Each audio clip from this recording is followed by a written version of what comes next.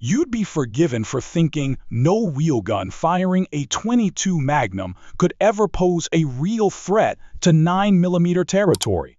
That kind of thinking makes sense. Most folks assume .22 caliber rounds are made for rifles, not compact revolvers meant for field carry. But what if there was an old-school revolver that turned that idea on its head, one that didn't just match the performance of a 9mm, but smoked it with blistering fireballs, rifle-style speeds, and precision that embarrasses more than a few high-end centerfire pistols?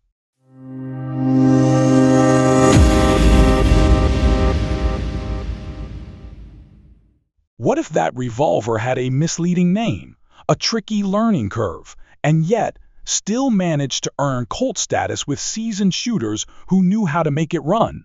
Today, we're pulling back the curtain on the Smith & Wesson Model 53, a revolver often mistaken for a .22 Magnum but powered by the flame-spitting, misunderstood .22 Remington Jet. We're going to explore what made this strange six-gun tick, why it was built to deliver long gun performance in a revolver frame, and how it still has the potential to outrun modern 9mm revolvers even today. We'll also unpack the infamous case setback problem that gave it a bad rep, and how smart owners kept theirs running smooth with a bit of know-how. Then, we'll see how the Model 53 measures up against contemporary options like the Ruger LCR, chambered in 9mm, and the Smith & Wesson 986. We'll cover what it takes to shoot one today without draining your wallet, and whether this rare six-shooter deserves a spot in your collection or maybe even in your hunting pack. Let's dig in and let the jet roar. Back in post-World War II, America, gun hobbyists were busy tinkering with revolvers in basements and barns, chasing one goal flatter, shooting handgun cartridges. Everyone wanted a pistol round that stretched farther than a .38 Special but didn't punish your wrist like a full-tilt .357 Magnum. Wildcatters were trimming down rifle brass, reworking shoulder angles, and swearing they'd crack the flat and fast code for handguns. One such innovator, Jim Harvey, took the modest .22 Hornet, reshaped it into a bottleneck, and fired it from converted Model 17 revolvers. He dubbed it the 224K Chuck. That little bottle-necked firecracker pushed 40-grain bullets at speeds usually seen from rifles. Word spread fast. Hunters liked the idea of dropping varmints at 50, maybe even 75 yards using a sidearm lighter than a carbine. Smith & Wesson took notice. So did Remington, who saw potential for an official cartridge. The result? The .22 Remington Jet. Imagine a stretched-out .357 Magnum case, neck down to fit a .222 caliber bullet. On paper and in Remington's flashy ads, the Jet promised a scorching 2,400 feet per second from an 8-inch barrel. While real-world numbers often fell a bit lower, shooters were still recording speeds in the 1,700 to 1,800 feet per second range on chronographs. That put it around 300 feet per second faster than a lot of standard 9mm defensive loads, all while recoiling more like a warm .38 Special than a full-bore .357. In the world of handgun ballistics, speed counts. A flatter trajectory means fewer adjustments at distance and more retained energy when the shot hits.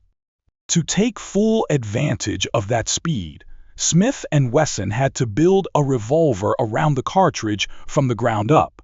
That became the Model 53, a K-frame target revolver re-engineered for jet loads. These weren't thrown together. The factory gave them mirror, polished chambers, micrometer-style rear sights, and precisely pinned barrels in lengths of 4, 6, and 8 3/8 inches.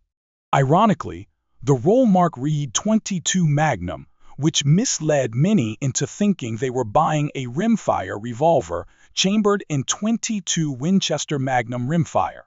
The checkered walnut target grips molded naturally into the shooter's hand, and flipping the revolver over revealed its unique trick: a dual firing pin system. One pin was centered for the jet's centerfire primer. The other sat higher to strike rimfire cartridges. A switch built into the hammer's nose allowed the user to rotate between the two, push down for rimfire, flip it back up for centerfire. Each revolver shipped with 6 steel chamber inserts that let shooters run standard .22 long rifle cartridges for cheaper plinking. When it was time to hunt, you could pop the sleeves out with your fingernails and load up the jet brass. At the range, the jet was all drama. Touch one off, and you'd send a flame jetting 4 inches past the muzzle, accompanied by a crack that made onlookers wonder if you had stuffed a rifle round into a revolver. Recoil was snappy but manageable, none of the wrist-wrenching twist you get from a hot .357. With the sights back on target, the next shot would often land right next to the last one. Early adopters used them to take down prairie dogs, coyotes, and under the right conditions, even white-tailed deer. One hunter in Washington reportedly dropped a black bear using a scoped 6-inch Model 53 back when the state still classified bear as varmints. The point is clear: when paired with a skilled shooter, the jet had enough reach and power to earn its noise. Let's hit pause for a second before we slide further down the barrel. What's your read so far? Does a slender little .22 ripping along at 9mm speeds out of a revolver strike you as smart gun design, or is it just chasing numbers while throwing simplicity out the window? Drop your thoughts in the comments. I check every single one. Your input helps shape these deep dives into unsung calibers like this flame-spitting oddball. Alright, back on track. Let's talk precision.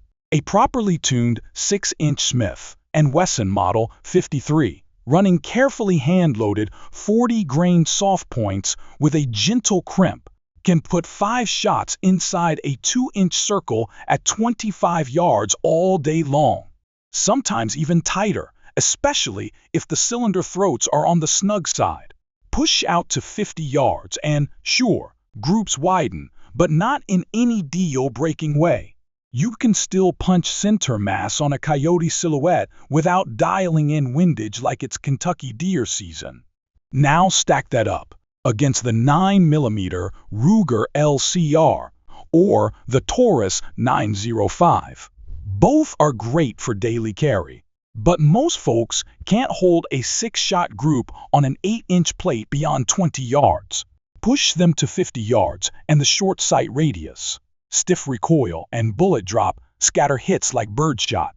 Even the slick Smith & Wesson 986 from the Performance Center, with its 5-inch barrel and featherweight titanium cylinder, can't keep up. It starts slower, bleeds speed quicker, and arcs harder. The jet, in contrast, slices through the air like a laser pointer. Gravity always wins, sure, but it takes longer to catch the jet. Now, no gun is perfect, and the Model 53 has a well-known Achilles heel case setback. The bottlenecked .22 Remington jet shell expands forward on firing, then slams back into the recoil shield. Add even the slightest bit of oil or residue in the chamber, and you'll stick a case tight enough to lock the cylinder solid. Smith & Wesson even sent out memos telling owners to scrub the chambers clean with lighter fluid and a dry patch before every range trip. Sometimes that worked. Sometimes the revolver would run 20 rounds silky smooth, then suddenly seize up, needing a smack on the cylinder to free it. When you're lining up on a fast-moving varmint or racing the shot timer, that kind of failure can ruin your day. Engineers tried deepening the cylinder flutes and tweaking heat treatment formulas, but the setback gremlin never completely vanished. That said, veteran shooters figured out how to tame it. Keep your brass trimmed, resize only the neck, skip the oil, and dust your cases with powdered mica, and a well-cared for Model 53 can fire dozens of rounds without a hiccup. Shooters who run single-shot Thompson contenders in .22 Jet don't deal with setback at all. No cylinder gap, no recoil shield pressure. With a 14-inch barrel, handloaders can push 40-grain hollow points well over 2,000 feet per second, making it a legit 100-yard critter rig small enough to toss in a scabbard. Fast forward to the present, and the Model 53 lives a double life. On one hand, it's a collector's dream. Pristine examples with both cylinders, all 6 rimfire sleeves, the cleaning rod, and the red-lined original box regularly fetch more than $3.5 grand. A rare 4-inch barrel version with paperwork? That'll spark a bidding war flirting with $4 grand. On the flip side, shooter-grade models with honest wear and just the jet cylinder can be scored for around $1,200. At that price, you've got a choice. Dive into hand-loading or pay premium prices for rare factory ammo. Private Partisan still lists a 45-grain soft point load doing around 1,630 feet per second, but boxes show up irregularly and vanish faster than .22 long rifle on a holiday weekend. Most jet fans just repurpose 357 Magnum brass, trim it down, and run modest charges of H110 or Lil gun behind 22 caliber V-Max bullets sized down to fit. Once you've got the dies, the brass lasts for several firings as long as you anneal the necks and keep an eye out for splits. So how does the jet stack up in a straight shootout against today's 9mm wheel guns? Let's talk numbers. A standard pressure 9mm, sending a 124-grain projectile from a 5-inch barrel, averages about 1,100 feet per second. The jet throws a 40-grain pill at 1,700. In raw energy, their neck and neck both land in the mid-200s for foot-pounds. But the jet slices through air with a slimmer profile and less drag. By the time you hit 75 yards, the jet might have only dropped 150 feet per second. The 9?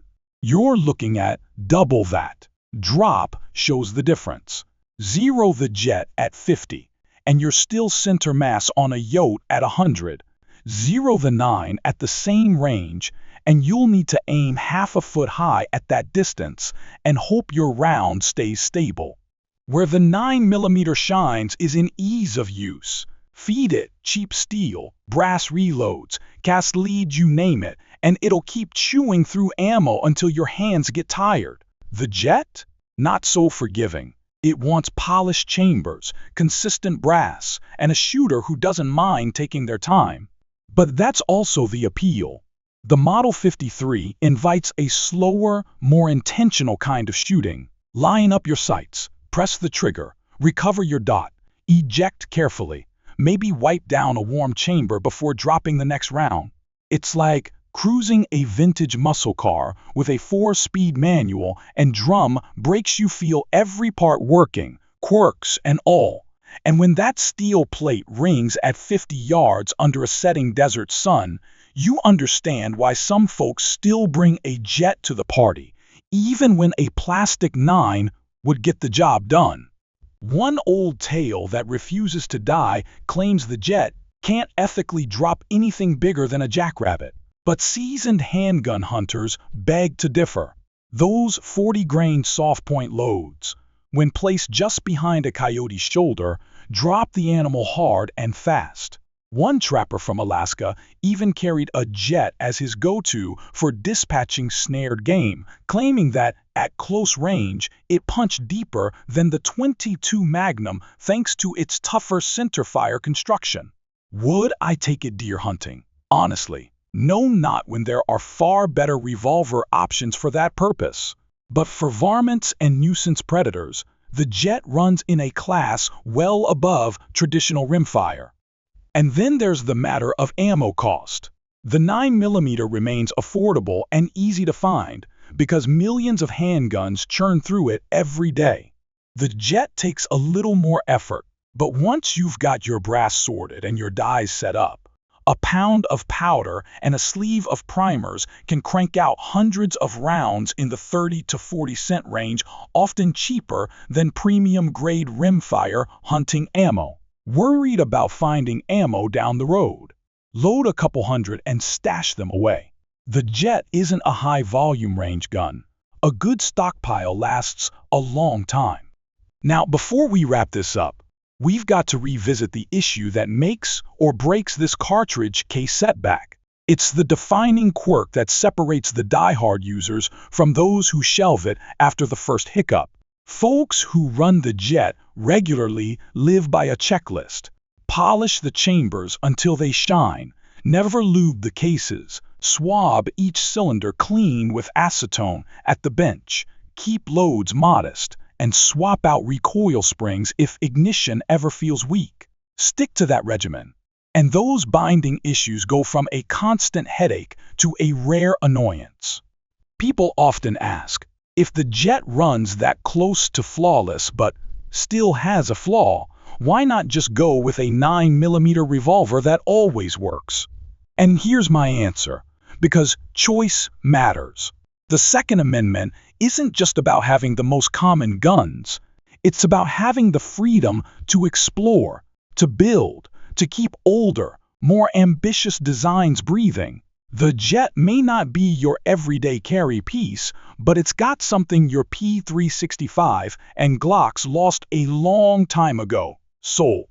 I'll take a revolver that roars like a carbine and puts 40 grain screamers into the vitals from 100 yards out over another polymer clone that shoots fine but inspires zero curiosity.